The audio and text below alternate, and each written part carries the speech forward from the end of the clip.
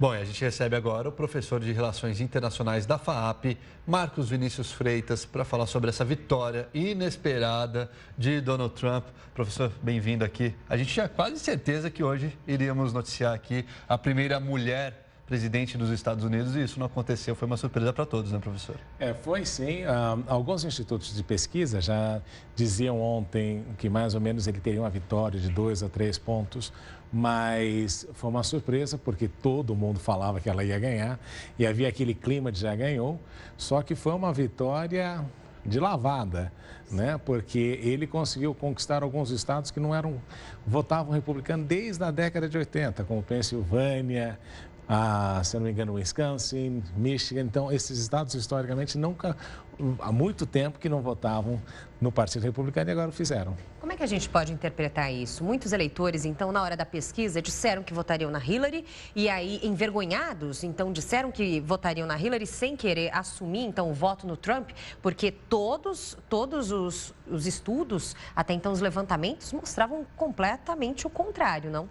É que em tempos de politicamente correto, e considerando que a Hillary e todo o aparato democrata, incluindo o próprio presidente Barack Obama, a primeira-dama Michelle Obama, eles começaram a fazer com que as pessoas sentissem vergonha se tinham algum interesse em votar no Trump. Sob que alegação de que era pessoa que eram racistas, discriminavam contra os outros, eram contra os gays, eram contra as mulheres, toda a questão de misoginia que se falou muito, o termo novo que eu aprendi no processo também.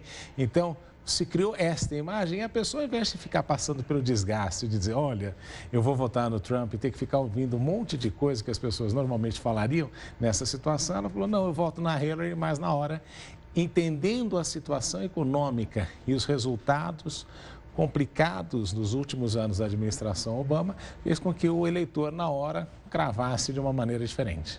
O senhor acredita que foi uma eleição mais de apoio a Donald Trump ou seria mais uma eleição de rejeição a Hillary Clinton, nesse sentido, economicamente aí, falando, principalmente por esse momento que vive os Estados Unidos? Ela se previa e ela queria ser um terceiro mandato do presidente Barack Obama. Essa era a grande alegação. E se nós olharmos os 2 últimos mandatos do presidente Barack Obama, eles não foram completamente de grandes realizações. Houve o Obamacare, houve uma reatação de relações com Cuba, com o Irã, mas muitas dessas coisas não são sólidas, segundo a perspectiva de quem votou na situação agora. Inclusive, com o aumento do preço do seguro, do Obamacare em mais ou menos 25%, as pessoas passaram a sentir no bolso aquilo que foi vendido de uma maneira enganosa. Então, o voto no Trump é um voto contra o establishment, tanto político no sentido do Partido Democrata como o próprio Partido Republicano, porque ele lutou contra o próprio Partido Republicano, mas também é um movimento, né, que ele conseguiu amealhar aí muito mais gente até do que o presidente Ronald Reagan, que foi o grande símbolo recente do Partido Republicano. Agora, Trump, pela primeira vez após a divulgação do resultado das eleições, adotou um tom mais conciliador e disse, inclusive, que vai ser um presidente para todos, vai governar todos. Com as medidas propostas por ele, como aumento do salário mínimo e aumento dos impostos para os ricos, ainda assim ele vai conseguir governar para todos? Para quem ele vai governar, professor? Veja, quando ele promete a redução dos impostos para as empresas que pagam uma taxa, ele quer reduzir para 15%, a ideia toda por detrás disso é que a economia americana, que é dinâmica, consiga aí girar mais rapidamente. Se ela conseguir girar mais rapidamente, ela consegue gerar riqueza. Se ela gera riqueza, essa riqueza de alguma forma é compartilhada pela sociedade. Então, como é que ele resolve esse problema? Ao invés de programas distributivos ou coisa parecida, ele diz o que as pessoas precisam ter é trabalho e o que as empresas precisam fazer é produzir. Então, a gente precisa trazer de volta as empresas para os Estados Unidos, de maneira que, ao estarem aqui, elas produzem aqui, geram emprego aqui. E o que é importante, isso tem um impacto positivo na situação individual. Então, não é que ele vai ser um programa, ele não vai fazer aqueles programas de auxílio social, alguns deles muito implementados pelo presidente Barack Obama, não vai ser o teor da administração. O teor aqui é crescimento econômico. E é exatamente o perfil dele que a gente pode notar. Uma vez que ele quer trazer as empresas, ele é um administrador, um homem de sucesso, um empresário nato. É isso, então, que a gente pode verificar nessa gestão Trump? É isso que se espera dele, né? É isso que se espera dele. E foi isso que ele prometeu, né? Ele disse que ele é um empresário e que o que ele sabe fazer é vencer. Então, que os Estados Unidos precisam retomar essa ideia de que eles são campeões em produção, em produtividade, em qualidade do produto. Então, é isso que ele está fazendo. E essa mensagem que as pessoas estão esperando. O que não pode acontecer na situação americana é o desemprego aumentar ou o americano achar que o país está entrando em declínio. E se nós pensarmos nos últimos anos, nos últimos 8 anos da administração do presidente Barack Obama, foi quando mais se falou de um declínio dos Estados Unidos. Então, quando ele vem com esse discurso de fazer a América grande novamente, é uma contraposição de todo esse espírito negativo sobre o declínio econômico, militar dos Estados Unidos. Então, essa é uma preocupação e se espera que ele, como empresário de sucesso, consiga reverter, pelo menos no lado econômico, para que as pessoas tenham mais prosperidade. Agora, o mercado internacional não reagiu bem, né? Para o mercado é necessária a confiança. Como que ele consegue adquirir essa confiança a partir de agora, professor? Os mercados reagem irracionalmente, né? É um empresário, você espera que, por ser um empresário, as medidas que ele venha a tomar, de alguma forma, façam com que as pessoas se sintam mais propensas a apoiá-lo. Mas é que o mercado apostava na Hillary Clinton, no mercado, de alguma forma, vem com uma resposta completamente contrária. É um hecatombe muito pior do que o Brexit, né? Que foi a saída dos britânicos, o plebiscito, o referendo quanto à saída dos britânicos da União Europeia. Agora, por que isso é importante, né? Quando você olha o que aconteceu depois do plebiscito, depois do referendo britânico, também as bolsas internacionais despencaram, a Libra caiu e você nota que existe um processo normal de estabilização no médio prazo. Então, é a reação inicial, as pessoas ficam preocupadas, porque é o medo do desconhecido. E no medo do desconhecido, a primeira reação que você faz é: peraí, eu não vou investir tanto, eu vou repensar as minhas estratégias. Mas se a economia americana começa a crescer, e as primeiras mensagens deles são no sentido de que a economia tende a crescer, isso normalmente faz com que o processo seja alterado e caia num viés positivo. Bom, Obama já propôs, inclusive, hoje uma reunião com Donald Trump para acertarem esse processo de transição. Obama tem aí pelo menos mais 70 dias como presidente dos Estados Unidos. O que ele pode fazer nesse último tempinho para consolidar a imagem dele como agora atual, mais próximo vice-presidente dos Estados Unidos, fechar de uma maneira, ex-presidente dos Estados Unidos, fechando de uma maneira suave e forte ao mesmo tempo o seu mandato? Olha, o fato de o Trump ganhar é uma grande paulada que o Barack Obama recebe. Não só a Hillary, mas ele também. Porque o risco que existe é que muitas das coisas que o presidente Barack Obama fez durante esse seu mandato, ele não era muito propenso a negociar com o Congresso. Então, muitas das coisas que ele fez foi por ordem executiva, retomar relações com Cuba, fazer alguns outros tipos de negociação. Essas ordens executivas podem ser revertidas pelo próximo presidente.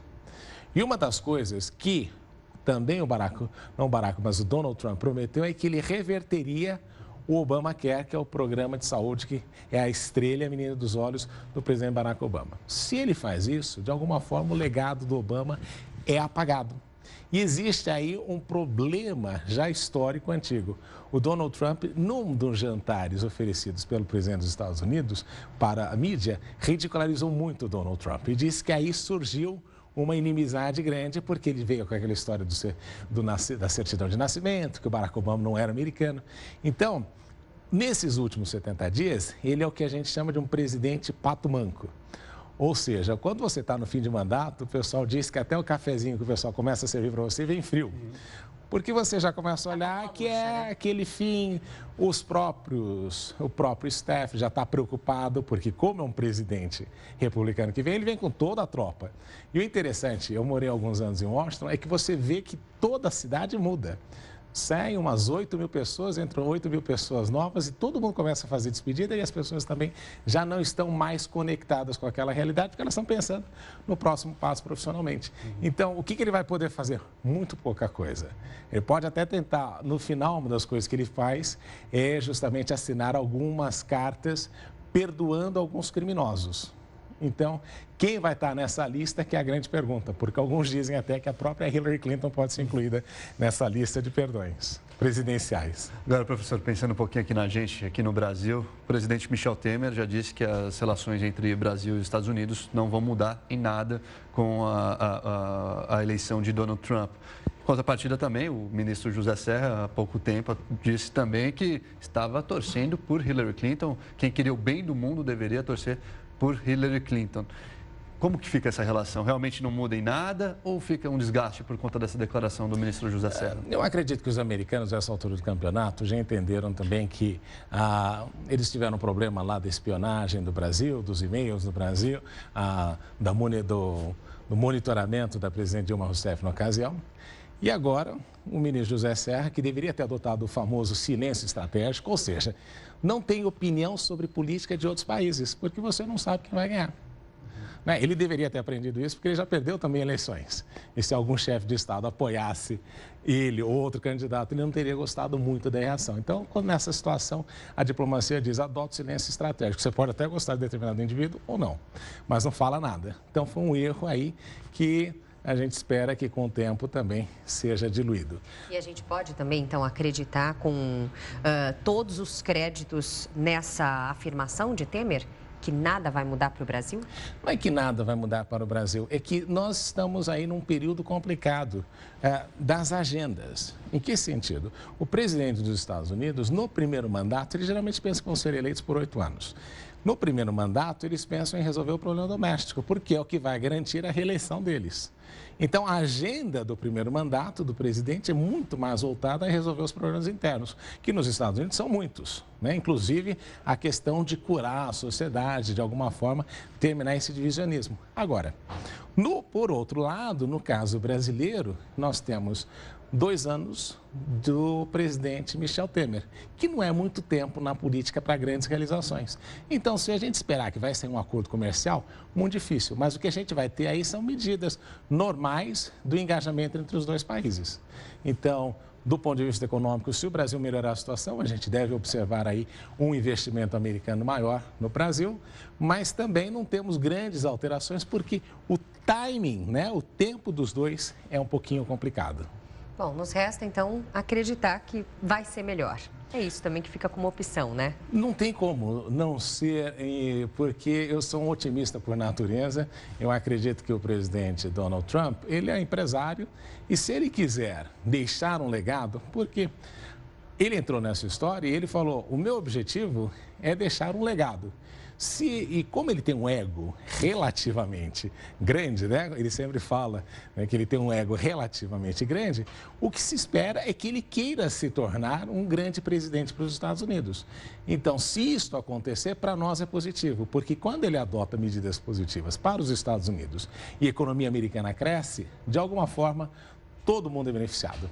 E se todo mundo for beneficiado, é bom para o Brasil também. Então, o que nos resta é esperar que ele vá, de fato, implementar medidas econômicas positivas para os Estados Unidos e que, de alguma forma, isso nos impacte também. Tá ótimo. Que ele surpreenda o mundo novamente, né? Muito obrigado. Vai ser uma grande surpresa novamente. Obrigada, professor, pelos esclarecimentos. Não, sempre à disposição. Muito obrigado.